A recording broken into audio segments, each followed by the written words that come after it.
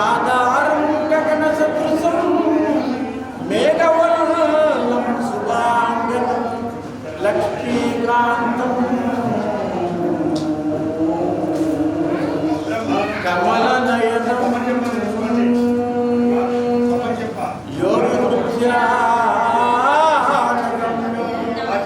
లక్ష్మీకాంతం కమలనయనం యోగిధ్యానగమ్యం వందే భవభయారం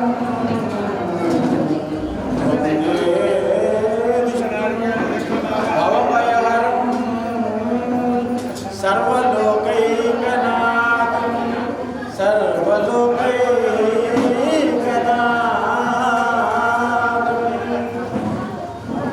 శ్రీధః శ్రీశ మీరు కూడా అనండి శ్రీధః శ్రీశ శ్రీనివాసః శ్రీధః శ్రీశ శ్రీనివాసః శ్రీనిధి శ్రీ విభావనః శ్రీధర శ్రీకర శ్రీనివాసః శ్రీనిధి శ్రీ విభావనః శ్రీధర శ్రీకర అనండి గట్టిగా అతన్ని సత్కరించలేదా అని చూస్తూ ఉండగా చాలాసేపు చూసింది గంట 2 గంటలు 3 గంటలు 4 గంటలు ఎక్కడో దేశ విదేశాల నుంచి అనేక రాజ్యాల నుంచి అందరూ వచ్చేసారు. ఒక్కమారు తల్లి హృదయం కదా, అందుకని అంటారు ప్రేమ ఎక్కడి నుంచి పిలుస్తుందో చెప్పలేము, ఆత్మీయత అనురాగాలు ఎప్పుడు వర్షిస్తాయో తెలియదు, ఆ ప్రేమామృత ధారలు ఎలా కురిపిస్తాయో తెలియదు, అది కేవలం స్త్రీమూర్తికి మాత్రమే తెలుస్తుంది. అందుకని అమ్మవారు పెద్ద ఎత్తున రామా అని తక్కుమారు అందరు నిశ్చేష్టులైనారు. ఎక్కడెక్కడి నుంచో అనేక మంది రాజులు సంస్థానాధీశులు అనేక మంది వచ్చేశారు. అయోధ్యాపురంతా కూడా కిటకిటలాడుతున్నారు. లక్షలాది మంది భక్తులంతా వచ్చేశారు రామనామంతో మారుమోగుతున్నారు. అప్పుడు రామయ్య గట్టిగా అడిగిన మరొక్క మారు రావాలని పెద్దగా అరిచింది. నిశ్చేష్టులు అయిపోయినారు అందరూ. ఏంటి సీతమ్మ తల్లి అలా అప్పుడు ఆయన అడిగాట, ఎందుకంత బిగ్గరగా అరుస్తున్నాము జాగ్రత్తగా? ఏమీ లేదు ప్రభు, ఇంతమందిని సత్కరిస్తూ ఉన్నావు కదా, అసలు ఇవాళ శ్రీరామ పట్టాభిషేకం జరగటానికి, ఈ వైభవానికి, ఈ ఆడంబరానికి కన్నుల పండుగగా, నేత్ర పండుగగా, రమణీయంగా, ఆనందంగా, సౌకుమార్యంగా, సుందరంగా, అత్యంత వైభవపేతంగా, అఖండంగా జరగడానికి ప్రధాన కారణం ఉన్నాడు కదా, అతను ఎందుకు సత్కరించలేదా? ఆయనకు అర్థమైంది, ఓ ఎంతైనా మాటలు ఉంటాయి కదా. అప్పుడు అర్థమైంది, జానకమ్మ, అంగదుడు, జాంబవంతుడు, విభీషణుడు ఇత్యాది వీళ్ళందరూ కూడా తిరిగి వారి వారి ప్రదేశాలకు వెళ్ళిపోతారు. కానీ నువ్వు ఎవరి గురించి అయితే చెప్తున్నావో అతను ఎప్పుడు కూడా మనతోనే ఉండాలనుకుంటున్నాడు. అందుకని నేను సత్కరించలేదు. అయినా కూడా అమ్మవారు ఒప్పుకోరు. ఎందుకని ప్రశ్నిస్తే, హనుమా అంజనా సూర్యుడు వాయుపుత్రో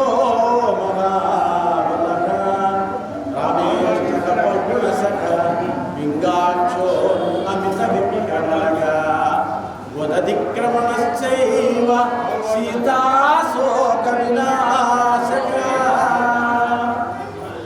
చూసారా, ఒక్క మాట యావత్తి. ఎందుకంటే సాక్షాత్తు లక్ష్మీనారాయణుడు త్రేతాయుగంలో మానవ రూపంలో అవతరించి మానవుడు ఎలాంటి కష్టాలు పడతాడు, ఎలాంటి ఇంటి బాధలు అనుభవిస్తాడు, ఎలాంటి ఒడిదుడుకులు తట్టుకొని నిలబడగలిగాడు.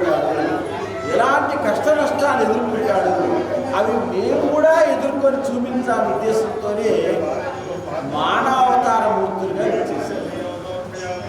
మరి ఆ సాక్షాత్తు నారాయణుడికే కష్టం వస్తే ఆ శోకాన్ని ఎవరు తీర్చగలిగారంటే హనుమా అంజనా సూర్యుడు అంజనీపుత్రుడు మాత్రమే తీర్చాడు. కాబట్టి అలాంటి శ్రేష్ఠ గుణ సంపన్నుడు వాయువేగ మనోవేగంతో వెళ్ళేటువంటి అతన్ని నువ్వు సత్కరించమన్నావు కదా, అయినా సరే నీ కోరిక మేరకు సత్కరిస్తున్నాను. అప్పుడు తీసి రామచంద్రమూర్తి మెడలో ఉన్నటువంటి 3 మాలలు, ఒకటి నవరత్న మాల, ఒకటి పగడాల మాల, ఒకటి ముత్యాల మాల, ఈ 3 మాలలు తీసి సీతమ్మకే అలంకరించాడు. అప్పుడు ఆ తల్లి ఎప్పుడెప్పుడా ఎదురు చూస్తుంది ఆ శుభ లగ్నం కోసం, ఆ శుభ ముహూర్తం కోసం, ఆ శుభ గడియ కోసం. ఆ తీసిన వెంటనే ఆ ముత్యాల మాల తీసి ఇలా తీసేసింది. తీసుకున్నప్పుడు అమ్మవారికి ఉన్నటువంటి ఆ కస్తూరి తిలకాన్ని ధరిస్తుంది. ఇప్పటి మాత్రం ప్లాస్టిక్ పొట్టు పెట్టుకునేది కాదు, ప్లాస్టిక్ అయిపోయింది కదా. ఆవిడ అలాగ తీసేటప్పటికీ ఈ ముత్యాల మాల సింధూర వర్ణంగా మారింది. ఆ సింధూర వర్ణం అలా మాల ఆంజనేయ స్వామి వేయంగానే విరమతామూర్తిగా శిరస్సు నుంచి, అమ్మా ఈ భౌతికమైన వాటి కోసం నేను తాపత్రయపడలేదు తల్లి, సదా నా హృదయంలో మీరు ఈ దంపతులు లక్ష్మణ సమేతులై నాకు సీతారామచంద్రమూర్తులు లక్ష్మణులు మీరంతా నా హృదయంలో సుప్రతిష్టం కావాలి. కాబట్టి ఆ స్వామివారి సింధూరమైనటువంటి ఆ మారేటువంటి స్వామివారి ఆంజనేయ స్వామి సింధూరవర్ణ శోభితాయ అని మనం అనుకుంటున్నాం. అయ్యా గురువు గారు ఇదంతా ఎందుకు చెప్పుకుంటూ వస్తున్నారంటే, ఈవేళ మనం కొద్దిసేపట్లో మనం ఉత్తరాయణ పుణ్యకాలంలో ఉత్తరాయణ పుణ్యకాలంలోనే అనేకమైనటువంటి అద్భుతమైనటువంటి విజయాలు సాధించారు పురాణ పురుషులు. ఈ ఉత్తరాయణ పుణ్యకాలంలో మనం విష్ణుతామని కూడా స్మరించుకుంటున్నాం. విష్ణు ఏకాదశి కూడా ఉత్తరాయణ పుణ్యకాలంలో. మరి ఇక్కడ సీతారామచంద్రమూర్తులకి ఆకులు ఇచ్చారు ఆచార్య. అంటే వాయుపుత్రుడు చిరంజీవుడుగాక అని ఆ రోజున సీతారామచంద్రమూర్తులు అంటే ఇది సత్యం అని చెప్పి, పునఃసత్యం అని చెప్పి మనకి స్పష్టంగా చెప్తారు. కాబట్టి ఇక్కడ ప్రాంతంలో ఇంత వైభవపేతంగా ఆనందంగా ఎంతమంది మహిళామూర్తులు భాగస్వాములయ్యి చక్కగా చిక్కగా వెచ్చగా మెచ్చగా అద్భుతమైన కార్యక్రమాన్ని గోదా రంగనాథుల తిరుకళ్యాణ మహోత్సవాన్ని నాకైతే అనిపిస్తుంది, కాసేపు శ్రీరంగంలో ఉన్నాము, కాసేపు తిరుమల శ్రీవారి సన్నిధిలో ఉన్నాము, కాసేపు భద్రాద్రిలో ఉన్నామా, కాసేపు యాదగిరి గుట్టలో ఉన్నామా, అది కాదు ఇది కాదు శ్రీవల్లి పుత్తూరులో ఉన్నామన్నంత ఆనందం జరుగుతుంది. ఎందుకంటే ఆ భాగ్యాన్ని ఆనందాన్ని సొంతం చేసుకున్నటువంటి మహిళామూర్తులకు మీరు శిరస్సు ఉంచి నమస్కరిస్తున్నారు. జయ శ్రీమన్నారాయణ, జయ శ్రీమన్నారాయణ, జయ శ్రీమన్నారాయణ. మానవుడు 84 లక్షల జీవరాశుల్లో మాట నేర్చినటువంటి వాడు, మాట తప్పకుండా జీవించగలిగినవాడు, లౌకికంగా మాట్లాడగలిగేవాడు, సత్యాన్ని మాట్లాడగలిగేవాడు ఎవరయ్యా అంటే మానవుడే. 84 లక్షల జీవరాశుల్లో వాక్శుద్ధి కలిగినటువంటి వాడు మానవుడు. కానీ కలియుగంలో ఇవన్నీ గతి తప్పిపోతూ ఉన్నాయి. అందుకనే కరోనా వచ్చి చాలామంది తీసుకెళ్ళిపోయింది. అన్యథా శరణం నాస్తి త్వమేవ శరణం మమ. ఇప్పుడు కొట్టుకుంటాం, మనకి ఏదైనా సమస్య వచ్చినప్పుడు కష్టాల్లో ఉన్నప్పుడు మాత్రమే భగవంతుడిని స్మరించండి. ఈ కష్టం వచ్చినప్పుడు మాత్రమే పరాత్ముడు కనిపిస్తాడా, మిగతా సమయంలో కనిపించడా? అందుకని కష్ట నష్టాల సుగుణాల నుంచి మనల్ని కాపాడుకోవడానికి, జీవన్ముక్తికి సోపానం చేసుకోవడానికి ఆండాళ్ తల్లి ఈ ధనుర్మాసం అంటే సూర్య భగవానుడు ధనుస్సు రాశిలో సంచరించేటువంటి మహిమాన్విత మాసం ధనుర్మాసం. అందుకనే సాక్షాత్తు కృష్ణ ఏమన్నాడు? మాసాన మార్గశీర్షం శ్రేష్టం. అయ్యా అదేంటి గురువు గారు, కార్తీక మాసం, మరి శ్రావణ మాసం, మాఘమాసం, ఈ మాసాలుంటే కేవలం మార్గమాసం గురించి ఆయన ఎందుకు చెప్పాడంటే ఆయన హృదయాంతరం కూడా స్వామికి అన్నీ తెలుసు. కృష్ణాయ యాదవేంద్రాయ యాదవేంద్రాయ యోగినే నాదాయ రుక్మిణీశాయ నమో వేదాంత వేదినే వసుదేవసుతం దేవం కంసచారూరమర్దనం దేవకీ పరమానందం దేవకీ పరమానందం దేవకీ పరమానందం కృష్ణం కృష్ణం కృష్ణం వందే జగద్గురు. కాబట్టి ప్రాణ పురుషోత్తముడైనటువంటి స్వామి ఇదిగో మనకి ఈ మంచి మాట చెప్పాడు. మాసారా పాదాలను సేవించుకోవడానికి మాత్రమే మీరు వచ్చారు. కాబట్టి మీరు అత్యంత భక్తి శ్రద్ధలు ఉన్నాయి. ఏమిటి ఇంతమంది ఉంటే ఆండాళ్ళ తల్లి వైభవం అంటే తాను రోజుకొక పాసురాన్ని పావైగీతం చక్కగా ఆవిడ ఆడింది, పాడింది, గానం చేసింది. తానొక గోపి అయింది, తానే రాధ అయింది, తానే రుక్మిణి అయింది, తానే సత్యభామ అయింది, తానే సీతమ్మ అయింది, తానే సర్వస్వం అయింది. తనకు తానుగా అలంకరించుకున్నట్టు కృష్ణమాలని రంగనాథుని మెడలో అలంకరింపచేసింది. ఎంత ధైర్యం ఉండాలి, ఎంత పోరాట పటిమ కలిగి ఉండాలి. ఏమిటి ఆమెలో ఉన్న ధైర్యం అంటే అచంచలమైన భక్తి విశ్వాసం, అచంచలైన ఆత్మవిశ్వాసం, అచంచలమైన భగవంతుడికి తనకు తాను అర్పించుకునేటువంటి ఆ ధైర్యం, స్థైర్యం, మనోనిబ్బరం కలిగి ఉన్నటువంటి కాబట్టి తల్లి రంగనాథుడు స్వయంగా ఆ మాలని తాను స్వీకరించాడు. చివరికి ఎంత భాగ్యం, ఎంత భాగ్యం. అందుకనే భగవంతుడు మనకి నోరిచ్చాడు. 4 మంచి మాటలు చెప్పవయ్యా, 4 మంచి శుద్ధి చేయవయ్యా. అందుకని పరమాత్మని నువ్వు ఎప్పుడు కోరుకోవాల్సింది. ఆయన నన్ను బాగా చూడు, మా కుటుంబాన్ని చూడు, మాతో పాటు మా పక్కవాడిని చూడు, మాతో పాటు సమాజాన్ని అంతా చూడు, అందరినీ కలగలిపి మెరిసేట్టుగా చేయి పరమాత్మ అని కోరుకోవాలి. ఆ కోరుకోవడం కాబట్టి అమ్మవారు 30 పాసురాల్లో సకల వేదాంత, సకల ఉపనిషత్ సారానంత కూడా నింపింది. ఎవరి కోసం రాసింది? తన కోసం రాసుకోరా. సమస్త జీవరాశుల్లో ఒక చైతన్యాన్ని కలిగించడానికి, ఒక ఆనందాన్ని కలిగించడానికి. ఆ జీవరాశులు ఎందుకు పుట్టాయి? పరమాత్మ వాడికి జీవితాన్ని ఎందుకు ప్రసాదించాడు? ఆ సృష్టి ఎందుకు జరిగింది అని చెప్పటానికి కోసమే ఆ తల్లి శ్రీవల్లిపుత్రులో విష్ణుచిత్తుడికి అనుగ్రహంగా లభించింది. ఆనాడు జనక మహారాజు కూడా సీతమ్మ వారి అనుగ్రహంగా లభించింది. ఏ పూర్వజన సుకృతం చేత మాత్రమే ఇలాగ వరాల తల్లి మోములో చేమంతిలాగు జలతారు నా తల్లి జగదేకమోదిని. అమ్మవారి జగదేకమోదిగా ఉందా లేదా తల్లి? ఉందా?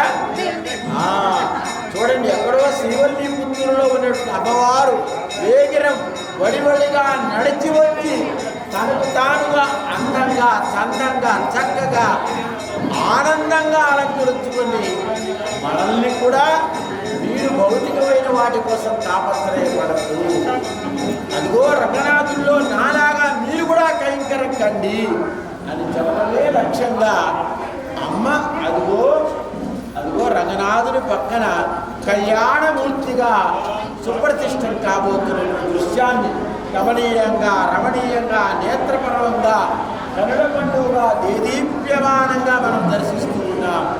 ఇక్కడ మరొక విశేషం, అర్చక స్వాములు ఇందాక సంకల్పం చేస్తున్నారు. వ్యక్తుల కోసం కాదు, లోకా సమస్త సుఖినో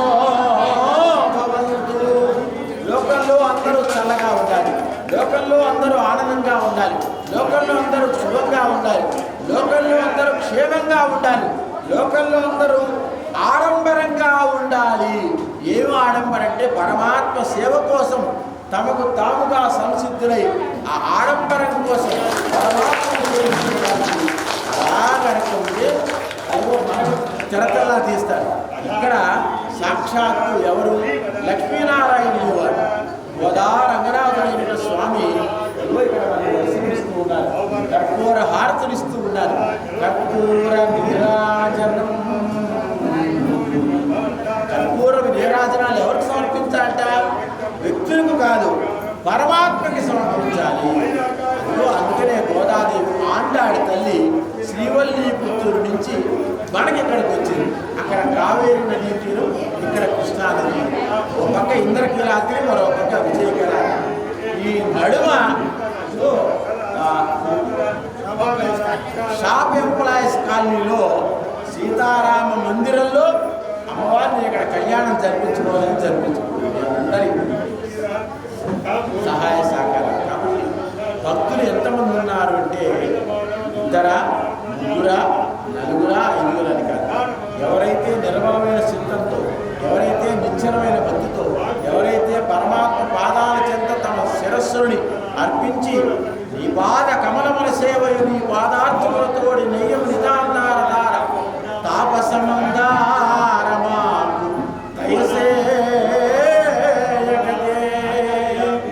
నీ పాద కమలముల సేవ, ఎప్పుడు నీ పాదాలనే కమలములను సేవించేటువంటి భాగ్యాన్ని, అదృష్టాన్ని పూర్వజన్మ సుకృతంగా మాకు ఇప్పుడు, ఇక ముందు, మరెప్పుడు రాబోయే అన్ని జన్మల్లో కూడా మానవులుగా పుట్టితే మాకు అనుగ్రహించు. కొన్ని ఏదైనా తప్పు చేస్తే క్షమించుగా అని అలా కోరుకోవాట. అలా కోరుకున్నటువంటి ఆ ఆండాడి తల్లి తాను ఆచరించింది మార్గాడి ధనుర్మాస వ్రతాన్ని. ఎంత వైభవపేతన వ్రతం అంటే అసలు దీక్ష ఎలా చేపట్టింది తల్లి? ఉపవాసము. ఎవరి కోసం ఉపవాసం చేసింది? తను ఎవరినైతే ఆరాధిస్తుందో, తను ఎవరినైతే సేవిస్తుందో, తన మనస్సులో ఏ సంకల్పం ఏందో ఆ సంకల్ప సిద్ధి కోసం ఆయనకు దగ్గరగా ఉండి ఉపవాసం చేసింది. ఆ ఉపవాసంలో అమ్మ తాను తరించింది. మనల్ని తరించండియా అని చెప్పి మనకి ఈ మార్గశీర్ష మాసంలో కనీసం ఈ 30 రోజుల్లో అయినా రోజు ఒక పాసనం చొప్పున మీరు చదవండి, చదివించండి, వినండి, శ్రవణం చేయండి, గానం చేయండి, కీర్తించండి. ఎవరిని? అదిగో ఆ వైకుంఠ దివ్యధామం. అలాగా అమ్మవారు మనకు దిశానిర్దేశం చేసింది. ఆ దిశానిర్దేశం చేయడంలో అన్ని ఉపనిషత్తులు, వేదాలు సమన్వయ సారమంతా కూడా పిండి అలాగ ముద్ద చేసి మనకి ఇచ్చింది. ఆ అమృతోపాయమైనటువంటి ఆ భిక్షని మనం కనుక స్వీకరించి మనం కనుక చదువుకున్నట్లయితే అంతకు మించినటువంటి భాగ్యం, అదృష్టం, అద్భుతమైన దివ్యోషణం మనకు లేదు. ఎన్ని కరోనాలు వచ్చినా కూడా ఏమీ తెలియదు. కాబట్టి మనిషి తాను జ్ఞానవంతుడు కావాలి. అజ్ఞానాన్ని పోగొట్టుకొని జ్ఞానచక్షువుని వికసింప చేసుకుంటే ఈ నేత్రాలు పెట్టుకుంటే కూలింగ్ వస్తాయి. ఈ కాసేపు ఏమంటే సైట్ ఉంటే పోతుంది. కానీ ఈ కళ్ళకి మనస్సుకు పట్టినటువంటి ఆ దుగ్ధ పోవాలి, ఆ అజ్ఞానం పోవాలి, ఆ చీకటి పోవాలి. ఆ చీకటి కాంతులను పోగొట్టుకుంటూ వెన్నెల వెలుగును ప్రసరింప చేసేటువంటి ఆ చీకటిని పోగొట్టుకొని ఆ దేవుడి వైపు నడవగలిగితే అమ్మ మిమ్మల్ని కరుణిస్తుందని చెప్పడానికి ధనుర్మాసాన్ని మనం ఆచరిస్తూ ఉంటాం. అంతే కదా తల్లి? అందరూ అనండి కుమారు భగవద్రామాయణంలో ఒక మాట చెప్పారు. అమ్మవారి మహాలక్ష్మి స్వరూపం. మీరు కూడా మహాలక్ష్మిలే కదా. ఇదంతా అప్పటి నుంచి మహాలక్ష్మినే. మీరు ఇక్కడ కొద్దిమంది ఉన్నా మీరు కూడా మహాలక్ష్మి స్వరూపాలు. సువర్ణవృత్తిం, గట్టిగా చెప్పండి. సువర్ణవృత్తిం, గట్టిగా సువర్ణవృత్తిం గురుమే గృహే స్త్రీ. ఒక సామాన్యమైన వనిత, సామాన్యమైన స్త్రీమూర్తి ఏం కోరుకోవాలంటే అత్తారింటికి వెళ్ళినప్పుడు ఒకటే కోరుకోవాలి, మా ఇల్లు ఎప్పుడు బంగారుమయం కావాలి. అంటే మొత్తం బంగారు రాసుల్ని కాదు, బంగారు లాంటి మనస్సు కావాలి, సువర్ణమూర్తిం కురు మే గృహే శ్రీ సుధాన్యవృత్తిం కురు మే గృహే శ్రీ కళ్యాణవృత్తిం కురు మే గృహే శ్రీ సంతానవృత్తిం. అంటే మంచి సంతానం కాదు, ఎదురు తిరిగే కొడుకులు కూతుళ్ళని కాదు. సంతానవృత్తిం కురు మే గృహే శ్రీ ఐశ్వర్యవృత్తిం కురు మే గృహే శ్రీ జ్ఞానవే భార్గవి భార్గవి జన్మ జన్మని అమ్మా మాకు జన్మ జన్మాంతర సుకృతం చేత నీ నామాన్ని స్మరించే భాగ్యం కలిగింది. అందుకు మాకు ఎప్పుడు కూడా నీకు శిరస్సు వచ్చి నమస్కరిస్తున్నా. నువ్వు మాతోనే ఉండాలి, మా ఇల్లు కలకల్లాడుతూ ఉండాలి, ఆరోగ్యం ఉండాలి, ఐశ్వర్యం ఉండాలి, జ్ఞానేశ్వర్యం ఉండాలి, బంగారం లాంటి బిడ్డలు కావాలి. ఇన్ని కలిగిస్తే మాకు ఇంతకు మించింది వేరే ఇది లేదు. ఇప్పుడు కూడా నీ బాధాల చెంత మేము ఉంటాం. తల్లిని కోరుకోవాలి, మంచి భర్త కావాలి, మంచి సంతానం కావాలి, మంచి బిడ్డలు కావాలి, మంచి సంపద కావాలి, మంచి సమాజం కావాలి. ఇవన్నీ ఇవ్వగలిగిందని ఎవరు? అమ్మవారి. కాబట్టి ఆ అమ్మవారి ఎప్పుడు కూడా రెడీ చేస్తున్నారు అన్నమాట. దాంట్లో ఒక అర్థం పరమార్థం ఉంది. ఇక్కడ ఉన్నటువంటి దుస్థితిని లాగి మనలో అనారోగ్యాన్ని పోగొట్టి మంచి ఆరోగ్యాన్ని ఇచ్చేటువంటి వాళ్ళు కూడా ఈ కళ్యాణ ప్రక్రియలో 25 తంతులు నడుస్తూ ఉంటాయి. భగవంతుడికి నడిచే తంతేంటి? కేవలం లోకా సమస్త లోకంలో అందరూ బాగుండాలి అని మన వాడు చేసేటువంటి సంకల్పం. షాపమలాయస్ కాలనీలో సీతారామ మందిరంలో కోదండ రామ కళ్యాణ రామ కారుణ్య రామ కమనీయ రామ కోదండ రామచంద్రమూర్తి గోదావరి కళ్యాణం అవుతున్న అవుతున్న వేళ ఈ హర్షధ్వానాలు మారుమవుతున్నాయి. అది సంతోషం, ఆనంద పలికిద్దరు అవుతున్నాం. కళ్యాణం జగత్ కళ్యాణం, కళ్యాణం విశ్వ కళ్యాణం, కళ్యాణం లోక కళ్యాణం. కళ్యాణం కోసం చేస్తున్న నీ కృతువు ఫలప్రదమవుగా భరత్కుమారు మీ అందరినీ మనపూర్వకంగా అభినందిస్తూ మీరు ఎప్పుడు కూడా కళ్యాణప్రదమైన జీవితాలు పొందాలని, ఆయు ఆరోగ్య ఐశ్వర్యాలు పొందాలని కోరుకుంటున్నాం. కోట వెంకటేశ్వర గారు భరత్కుమార్ వారు వయోవృద్ధులైన పెద్దవారు అందరినీ భాగస్వామి చేసి తానొక యువకుడై ఇంట్లో కలిసి ప్రయాణం చేస్తూ ఉన్నారు. ఇలాగా ప్రతి ప్రాంతంలో ఈ ప్రాంతవాసులందరి సహాయ సహకారం వారిని అడిగితే నాదేం లేదు గురువు గారు, ఈ ప్రాంతాల్లో ఉన్న అందరూ వచ్చి సహాయ సహకారం అందించబట్టే ఈ కార్యక్రమాలు చేయగలుగుతూ ఉన్నారు. అది వారి మంచి మనస్సుకు సంకేతంగా భావిస్తూ మరి మీ అందరికీ ఆశీస్సులు ఇవ్వాల్సినటువంటి బాధ్యత నా మీద.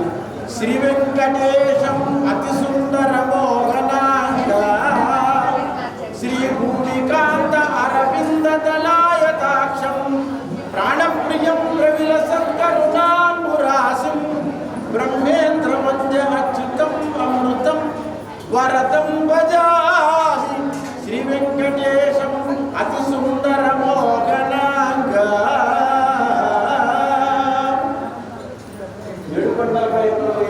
శ్రీ వెంకటేశ్వర శ్రీ పద్మావతి గోదాదేవి ఆండాళ్ సమేత శ్రీ భూమిలా సమేత శ్రీ వెంకటేశ్వర స్వామి అపారమైన కరుణ, దయ, కృప, కటాక్షం మీ అందరిపైన ఎల్లప్పుడూ అనంతంగా, అద్భుతంగా, అఖండంగా వర్షించినాక. ఓ నమో వెంకటేశాయ.